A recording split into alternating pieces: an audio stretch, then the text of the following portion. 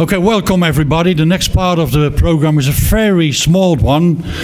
It's presenting the book we have waiting for 2 years, 2 years long work, the Graham Gill story. And we have some special words for Graham from Bert Bennett.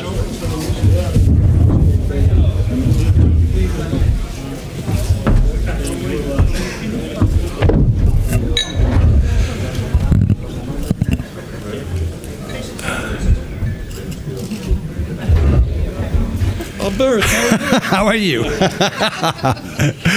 Dear Graham, we go back a long way, good people. A hell of a long way. Yeah. If you've done all your work. Not yet. Not yet. We got all the time in the world, Graham, haven't we? Yeah. Thank you. Ja, voor jou heb ik extra tijd.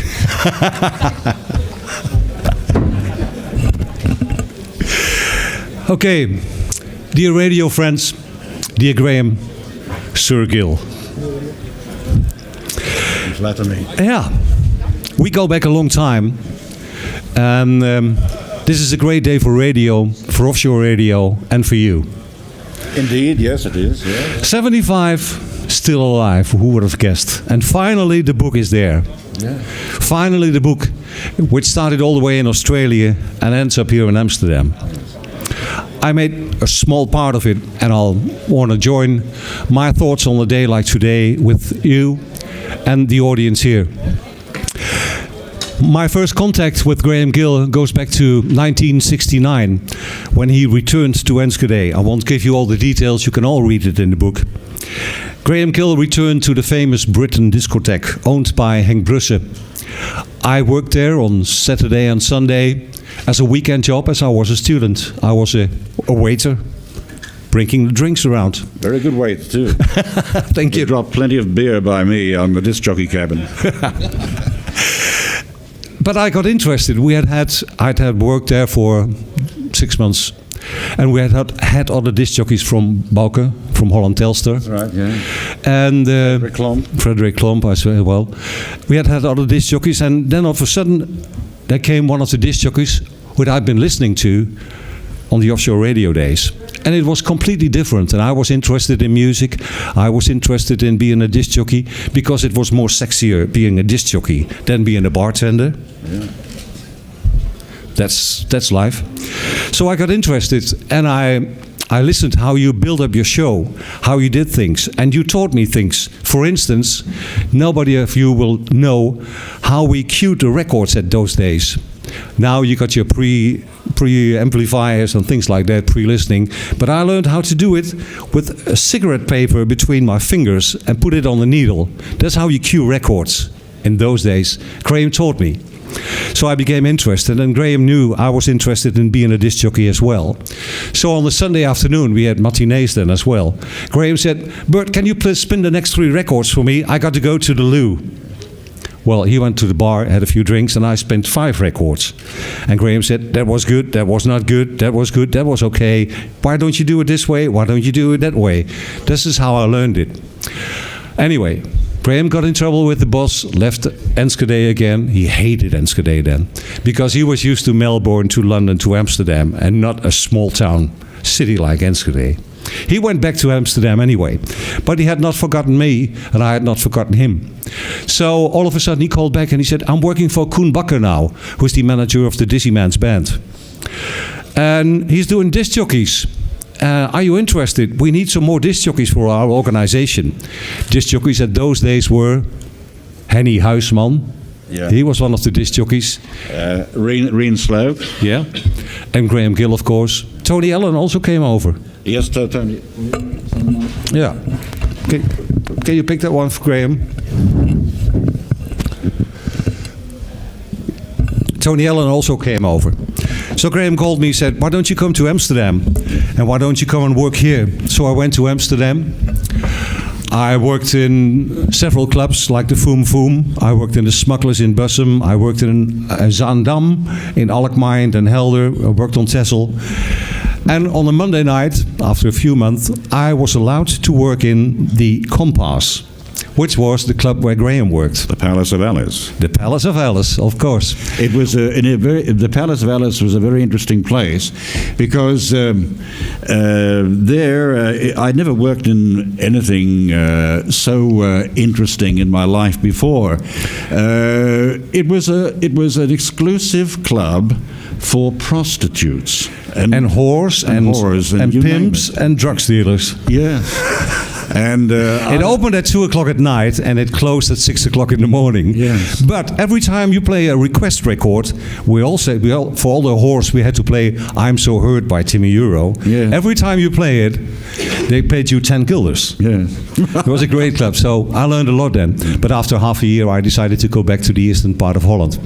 But after a year, Graham called me back. No, it was Tony Allen who called me back and said, Graham, we're starting to work for Radio Caroline organization. Would you like to come and work with us on the radio ship?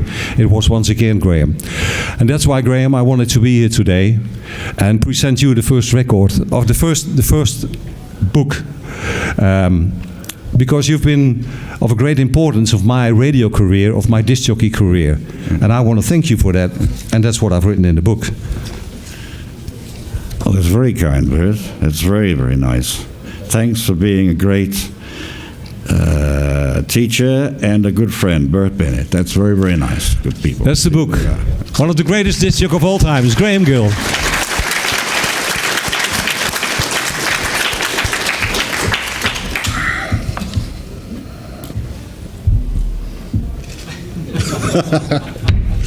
Still going strong. It's nice getting my own book presented to me, isn't it?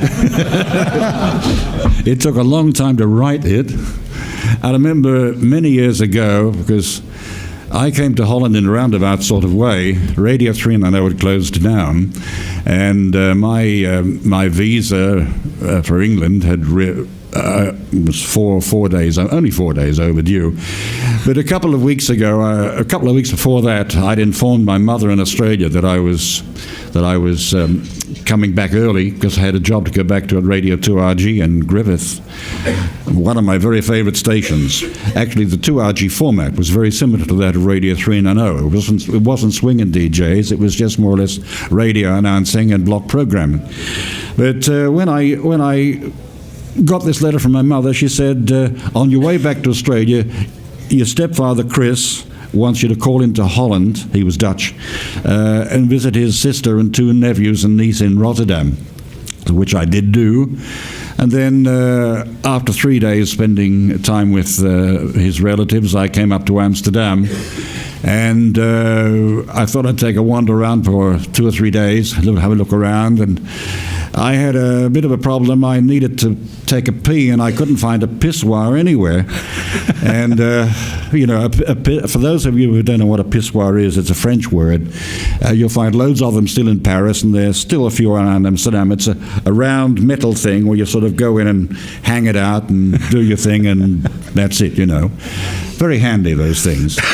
Anyway, I looked through the door of a building that was about to open. It's a Birds Club opening. It was a week later, and there was a couple of timbermen banging away with their tools and things, And I saw at the end Dames und Herren, and I figured out, well, dames is ladies and herren's gents. So I reckon no one's going to mind if I go in there and have a quick one, And when I got inside the heron one, there was nothing in there to do it in. It hasn't been installed, so I opened the damas and went in there and let it all hang out. And then after that, I was on the way out, and this timberman, carpenter, called out to me and said, in Dutch, virtually, you're a stupid man. You're not supposed to be in here. We're not open yet. And I said, I'm just a radio disc jockey from London, and I'm just leaving now. And I got to the front door, and this little short man came running after me from inside the club and said, did you say you're a disc jockey from London? I said, well, yes, was. I said, I'm on my way back to Australia right now. I just popped into Amsterdam to have a look around. I've been to visit my stepfather's relatives in Rotterdam. Oh, would you come inside and have a drink? And I said, but you're not open yet, and your carpenter there said I'm not supposed to be in place anyway. He said, the bar is always open for people like you. I said, oh, yeah? And so we came and we sat down, and John had produced a lot of films in those days. For those of you here in Holland will remember the Sylvia Crystal erotic films in those days, the Emmanuel things. You know, they were the beginning. That was more soft porn, which is of course not like it is today, where it's a bit more. Anyway, he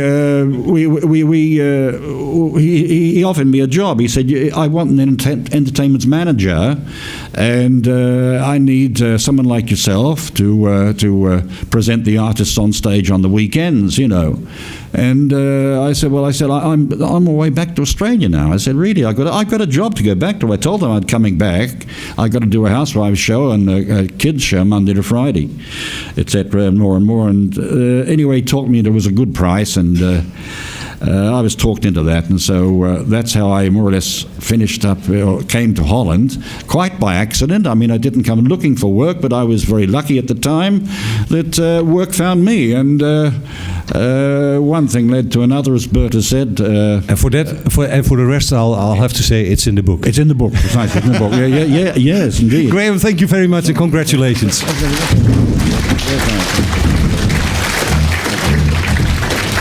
Thank you. So Graham will sign the book outside. Yes. We'll go on with Radio Nord just now. Yeah, Radio Nord now. Radio Nord. And but I've got to give this book to Hans. You're not going to sing, Graham, eh? No, maybe later next on. Year, next year. Next year. Do you know it all anyway? Hans. There. But I've got to sign it yet. Have you got a pen? Put your pen in. Yeah. Always handy. 13 for the 2010.